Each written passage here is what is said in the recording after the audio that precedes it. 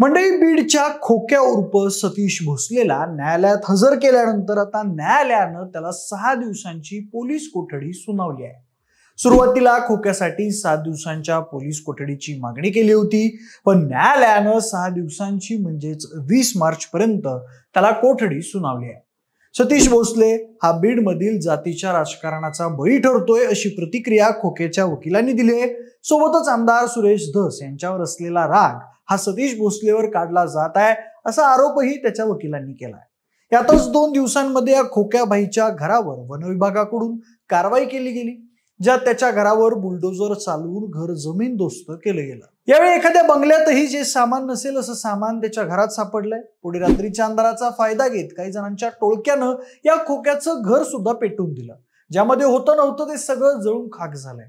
त्यानंतर खोक्याच्या बहिणीनं आणि भाचीने त्या रात्री नेमकं काय घडलं, घराला आग लावणारे ते 20-25 लोक कोण होते, त्या रात्री नेमकं काय घडलं होतं हे सगळं सांगितलंय. तेव्हा पाहूयात खोक्याची बहीण आणि भाची नेमकं काय म्हणाल्या. नमस्कार, मी प्रथमेश आणि तुम्ही पाहताय विशेष भारी. मंडळी, पोलिसांना गुंगारा देत असलेल्या खोक्याबाईच्या आता पोलिसांनी मुसक्या आवळल्या. त्याला प्रयागराज मधून पोलिसांनी ताब्यात घेतलं. त्यानंतर काल त्याला बीडमध्ये आणलं गेलं. यावेळी खोक्याला बीडच्या राजकारणाचा बळी ठरवलं जात असल्याचा दावा त्याच्या वकिलांनी केलाय. खोक्याचे वकील म्हणतात, तालुक्यातील वंजारी समाज एवढा निष्ठुर नाही. गुन्हेगार असेल तर त्याला शिक्षा जरूर मिळाली पाहिजे, परंतु कोणाचं तरी घर उद्ध्वस्त करणं हे या समाजाला सुद्धा मान्य नाही. महाराष्ट्रात खूप गुंड आहेत, परंतु महाराष्ट्रात आजवर एकाही गुंडाचं घर उद्ध्वस्त झालेलं नाही. सतीश भोसलेचे जे आका म्हटले जात आहेत, त्यांचा राग सतीश भोसलेवर काढला जात आहे. थोडक्यात वड्याचं तेल वांग्यावर निघालंय असं खोक्याच्या वकिलांनी म्हटलंय. यासोबतच सतीश उर्फ खोक्या भोसले याला कमीत कमी पोलीस कोठडी द्यावी अशी त्याच्या वकिलांनी मागणी केली होती. त्यावर न्यायालयानेही खोक्याला 6 दिवसांची पोलीस कोठडी दिली आहे. यानंतर आपल्या अशिलावर खोटा गुन्हा दाखल झालाय. सतीश उर्फ खोक्या भोसले त्या 22 या गावी नव्हताच, तो शिरूरमध्ये होता. जेव्हा ढाकणे पिता पुत्र जखमी झालेत असा खोक्याबाईला फोन आला, तेव्हा त्याने स्वतःचा पुतण्या आणि पुतणी जखमी असताना सुद्धा ढाकणे पिता पुत्रांना दवाखान्यात नेल्याचं भोसलेंचे वकील अंकुश कांबळे यांनी म्हटलंय. या व्यतिरिक्त सतीश भोसलेला आता बीडच्या राजकारणाचा बळी ठरवलं जात असल्याचा आरोपही खोक्याच्या वकिलांनी केलाय. खोक्याचे वकील म्हणतायत, सतीश भोसले हा पारधी समाजाचा आहे, आदिवासी समाजाचा आहे. पारधी समाजाचा पोरगा महाराष्ट्रात खूप गाजतोय हे बघवत नाहीये. इथल्या आदिवासींनी भटक्यांनी आमदाराचा कार्यकर्ता होऊ नये का असा प्रश्न आता सतीश भोसलेच्या वकिलांनी केलाय. पुढे सतीश भोसले हा राजकारणाचा बळी आहे. बीडमध्ये जे सध्या जातीचं वातावरण झालंय त्याचा सतीश भोसले बळी आहे असा आरोप त्यांनी केलाय. दुसरीकडे सतीश भोसलेने आजवर सामाजिक कार्यकर्ता म्हणून खूप चांगलं काम केलंय. गरिबांच्या पोरांना वह्या पुस्तकं वाटप, ऊसतोड कामगारांना रेशन धान्य पुरवणे आणि गरिबांना मदत करणे अशी कामं सतीश भोसले करतोय. त्याचं चांगलं काम समोर आणलं जात नाही, त्याच्यावरती खोटे आरोप केले जात आहेत. आमदार सुरेश धस यांच्यावर असलेला राग हा सतीश भोसलेवर काढला जात असल्याचा आरोप त्याच्या वकिलांनी केलाय. वड्याचं तेल वांग्यावर निघालं आहे, त्याचं घर उद्ध्वस्त केलं गेलंय, ते कुणालाही मान्य होणार नाही असं ते म्हणाले. म्हणजे हे झालं सुनावणी दरम्यान, आणि सुनावणीनंतर काय झालं याबद्दल. पण एकीकडे पोलीस सतीश उर्फ खोक्याच्या मुसक्या आवळत होते, तर दुसरीकडे त्यांच्या घरावर बुलडोजर फिरवला जात होता. या कारवाईत वनविभागानं खोक्याचं घर फार उद्ध्वस्त केलं. यात त्याच्या घरातील महिला, मुली, थोडक्यात काय तर त्याचं अख्खं कुटुंबच उघड्यावर आलं. दुपारी वनविभागानं ही कारवाई केली, तर त्याच रात्री काही अज्ञात 20 ते 25 जणांच्या टोळक्यानं आपलं तोंड बांधून त्याच्या पडलेल्या घरावर हल्ला केला. या हल्ल्यात त्या टोळक्यानं खोक्याचं घरच पेटवून दिलं. पुढे नुसतं घरच पेटवलं नाही, तर 15 ते 20 जणांनी खोक्याच्या घरच्यांना मारहाण केल्याचा आरोपही खोक्याच्या कुटुंबियांकडून केला जात आहे.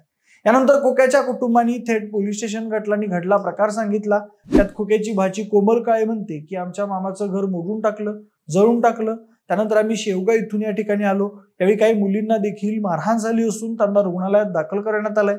त्यामुळे आमच्या घरावर हल्ला करणाऱ्यांना अटक करा आणि आम्हाला न्याय मिळवून द्या अशी मागणी खोक्याच्या भाचीनं केली आहे. भाची पाठोपाठ खोक्याच्या बहिणीने घडल्या प्रकाराची माहिती दिली आहे. यात सतीश भोसले याची बहीण राणी काळे म्हणते की सध्या जी काही चौकशी केली जाते ती आम्हाला मान्य आहे, परंतु सतीश भोसले यांचं घर देखील पाडण्यात आलंय. रात्रीच्या वेळी पाडलेलं घरही पेटवून दिलंय. यात आमच्या घरातील कोंबड्या, शेळ्या, गाई जखमी झाल्यात. आमच्या परिवारातील काही महिलाही रुग्णालयात दाखल आहेत. आमच्यावर अन्याय होत आहे. तो दूर करावा अशी विनंती राणी काळे यांनी बीड जिल्हा पोलीस अधीक्षकांना केली आहे. आता या सगळ्या प्रकारावर सामाजिक कार्यकर्ता अंजली दमानिया यांनी ट्विट करत भाष्य केलंय. सतीश भोसलेचं घर का जाळलं असा सवाल त्यांनी ट्विटच्या माध्यमातून विचारलाय. सतीश भोसले प्रकरणात त्याच्या परिवाराची काय चूक असं म्हणत दुसऱ्याच्या घरावर बुलडोझर चालवणं चुकीचं असल्याचं म्हणत सतीशने कायदा हातात घेऊन ज्या चुका केल्या त्यासाठी कायद्यानं शिक्षा द्या, पण घर का जाळलं हे योग्य नसल्याचं म्हणत त्यांनी खंत व्यक्त केली आहे. मंडळी, मिळालेल्या माहितीनुसार गुरुवारी वनविभागानं खोक्याचं घर पाडलं. खोक्याने वनविभागाच्या जमिनीवर अतिक्रमण करून तिथं घर बांधलं असा वनविभागाचा आरोप आहे. हे घर पाडण्याआधी वनविभागानं खोक्याच्या कुटुंबाला जागा खाली करण्यासाठी नोटीस बजावली होती, पण आपल्यावर राजकीय हात असल्यामुळे या खोक्यानं नोटीसीकडे दुर्लक्ष केलं होतं. वारंवार नोटीस पाठवूनही या खोक्यानं नोटीसीला केराची टोपली दाखवली असं म्हणतात. शिरूर कासार पासून काही अंतरावरच या खोक्या उर्फ सतीश भोसलेचं घर होतं. मात्र ती जागा वनविभागाच्या मालकीची होती, त्यामुळे त्याच घरावर बुलडोझर चालवून वनविभागाने आता खोक्याला दणका दिलाय. दरम्यान जेव्हा ही कारवाई सुरू होती तेव्हा कोणताही अनुचित प्रकार घडू नये यासाठी पोलिसांच्या टीमसही तैनात होत्या.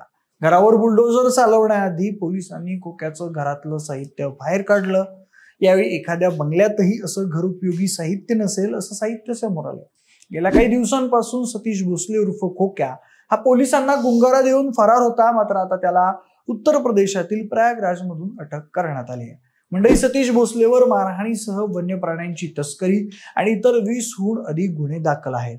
बीड पोलिसांनी त्याला प्रयागराजमधून अटक केली. त्यानंतर त्याला न्यायालयापुढे हजर करण्यात आलं, ज्यात न्यायालयाने त्याला 6 दिवसांची पोलीस कोठडी सुनावली. मंडळी, सतीश उर्फ खोक्याबाईनं केलेल्या पराक्रमांमुळे त्याचे पाय पुरते खोलात गेलेत. यात त्यानं केलेल्या गुन्ह्यांची शिक्षा न्यायालय त्याला देईलच, पण अशा पद्धतीने तो खोक्याबाई केवळ एका विशिष्ट जातीचा समाजाचा आहे म्हणून त्याच्या घरच्यांनाही त्याने केलेल्या कर्मात उगवणं कितपत योग्य आहे असा प्रश्न आता निर्माण झालाय. बाकी तुम्हाला याबद्दल काय वाटतं? तुमची मत आम्हाला कमेंट बॉक्समध्ये नक्की कळवा. जर हा व्हिडिओ आवडला असेल तर लाईक आणि शेअर करा. सोबतच आपल्या विशेष भारी या युट्यूब चॅनलला देखील सबस्क्राईब करायला विसरू नका. आणि हो, जर हा व्हिडिओ तुम्ही फेसबुकवर पाहत असाल तर तिथंही आपल्या विशेष भारी FB या फेसबुक पेजला फॉलो करायला अजिबात विसरू नका. धन्यवाद.